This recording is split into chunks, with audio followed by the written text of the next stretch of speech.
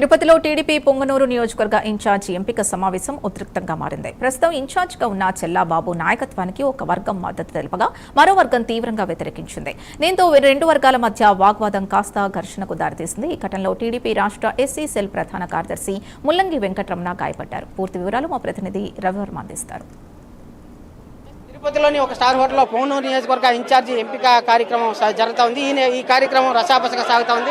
ముఖ్యంగా ఇన్ఛార్జిని మార్చాలని చెప్పేసి పొంగనూరు నియోజకవర్గంలోని మెజార్టీ సభ్యులు అంటే ముఖ్య నాయకులు వీళ్ళందరూ కూడా పేర్కొంటున్నారు. అధిష్టానం దృష్టికి కూడా తీసుకెళ్లారు. దీంట్లో భాగంగానే ఇవాళ మా ఇన్ఛార్జి ఎంపిక మీద సమావేశం జరుగుతూ ఉంది. ఈ సమావేశంలో కొంతమంది నాయకులు కార్యకర్తలు కూడా తీవ్రంగా వ్యతిరేకిస్తున్నారు.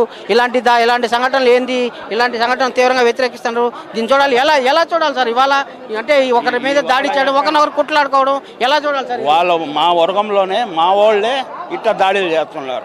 మేము ఎవరికి చెప్పుకోవాలి?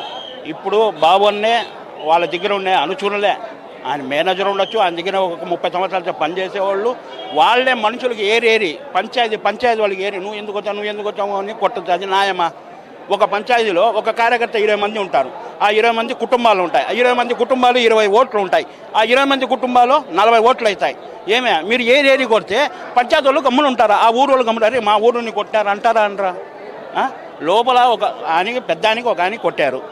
అది మీకు ఎంత ఉందో తెలియదు. బయట అక్కడ నిచ్చుకొని ఉన్నాడు. అది మీరంతా ఇక్కడ కాదు. ఇది ఇవాళ టీడీపీలో కలిసి పనిచేస్తూ ఉన్నారు. ఎప్పుడు లేని సంస్కృతి అంటే కాంగ్రెస్ సంస్కృతి చేస్తుంది. ఎలా చూడాలి దీనికి? వీళ్ళు వర్గాలు చేసుకొని ఇప్పుడు ఇన్ఛార్జీలకి మార్చాలనే కమిటీలు వేశారు. అధిష్టానమే వేసినారు. మంత్రి గారు వచ్చారు. అందరూ పంచాయతీ నుంచి మేమంతా వచ్చాము. ఏమే మీరు కమిటీలో మీటింగ్లో ఏమైనా చెప్పుకోండి. అది జరగకూడదనేసి ఇట్లా చేశారు. అంటే ఏ వర్గం అండి? చల్లాబాబు వర్గం, ఇంకొక వర్గం ఏంటి వర్గం? అంతా చల్లాబాబు రెడ్డి అన్నే ఆ అన్న దగ్గర పనిచేసే వాళ్ళే, చల్లాబాబు దగ్గర ఉన్న వాళ్ళే, ఆయన దగ్గర లబ్ధి పొందిన వాళ్ళు డివైడ్ అయిపోయేసి ఆయనకు ఆపోజిట్గా దిగినారు. ఇప్పుడు మా బాధ అంతా అదేనండి. ఆయనకు వర్గంగా ఉండి ఆయన దగ్గర తిన్నవాళ్ళు ఆయనకి ఎట్లా ఆపోజిట్ నిలబడతారు? అంటే గతంలో వైసీపీకి సపోర్ట్ చేశారని చెప్పి వాదన వస్తుంది. అవునండి, వీళ్ళు వైసీపీ సంబంధించిన వ్యక్తులే, ఆ పక్క నుంచి వచ్చిన వ్యక్తులే ఇప్పుడు టీడీపీలో చేరి బాబన్నకు వెన్నుపోటుగా చేరి బాబన్నకు అన్యాయం చేయాలని చూస్తున్నారు. దాని మీద మేము పోరాటం చేస్తున్నాం. ఈయన విషయాలు ఎత్తుకొని వేసి చంద్రబాబు నాయుడు దగ్గర కంప్లైంట్ చేయడం, ఇవన్నీ చాలా ఒక వర్గానికి, ఒక కాన్స్టిట్యూషన్కి, ఒక నియోజకవర్గ ఇన్ఛార్జికి ఉన్నప్పుడు ఆయనకి న్యాయం చేయాల్సిన అవసరం ఉందా లేదండి? కష్టపడి పార్టీకి పనిచేయాలి కదా. ఎలా మనం వేరే వర్గానికి పనిచేస్తారు? మీలో ఎవరన్నా ఇన్ఛార్జిగా ఉంటే చెప్పండి, మీలోనే ఉంటాం. మీకు చెప్పండి సార్, మీరు చెప్పండి సార్. ఇవాళ 2 వర్గాలుగా వచ్చింది. దాంట్లో వైసీపీకి ఒక వర్గం సపోర్ట్ చేస్తుందంటే ఎలా చూడాలి సార్? 2023లో 2022లో మేము అందరికీ జైలు పోయినాం. మేము పోయినాం. ఆ రోజు మాకు ఎవరు సపోర్ట్ చేయాల.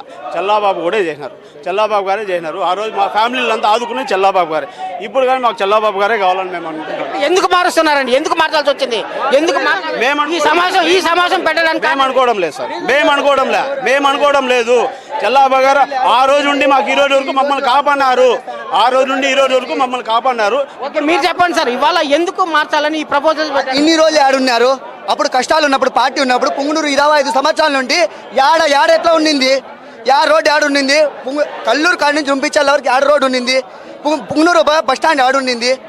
25 ఇయర్స్ పెద్దిరెడ్డి ఆయన ఉన్నారు కదా, అప్పుడు ఏమే డెవలప్మెంట్ అయింది? ఇప్పుడు అన్న వచ్చినప్పటి నుంచి బాగా డెవలప్మెంట్ చేస్తున్నారు కదా. ఇన్ని ఏళ్ళు ఉన్నారు, ముందు నుంచి కూడా మీరు సపోర్ట్ నిలబడరా? ఇప్పుడు ఆయన ముందు వస్తా ఉంటే పెద్దిరెడ్డి వర్గమే దీన్ని సపోర్ట్ చేస్తా ఉంది. కొంతమంది 100% తప్పు.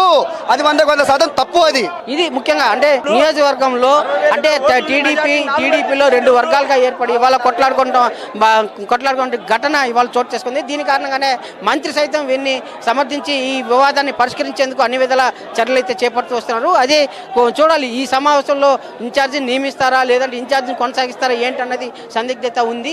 అయితే మంత్రి రాంప్రసాద్ రెడ్డి గారు మాత్రం ఇరు వర్గాలని చేరదీసి ఉపశమనం అంటే వారితో సమావేశం ఇచ్చి ఎలాంటి విభేదాలు లేకుండా సమస్యను పరిష్కరించేందుకు అన్ని విధాలా కృషి చేస్తూ వస్తున్నారు. వీడియో చూస్తున్నారు నరసింహ, రవి ప్రైమ్ 9 తిరుపతి నుంచి.